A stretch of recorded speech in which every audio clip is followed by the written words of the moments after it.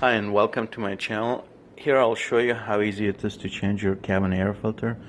This is an often neglected job, so do it at least once every spring, if not more frequently. To get to the filter, open the glove compartment door, then press the two sides in as you pull out the door.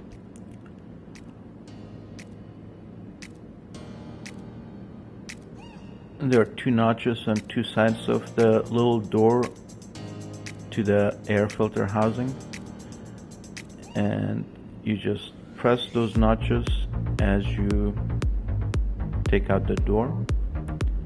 Remove the old filter, and to place the new filter in, you have to keep two things in mind. One, the airflow is downwards as indicated on the filter and the writing on the door.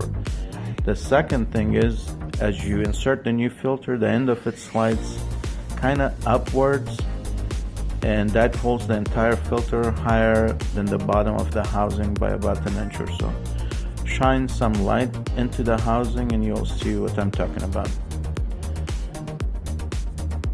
That's pretty much it. Very simple and straightforward. The quality of the air inside the cabin and the health of your air conditioning system depends on this filter.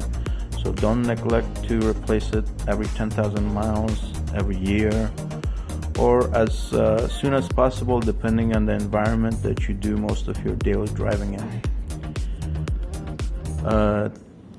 Thank you for watching, and I look forward to your comments.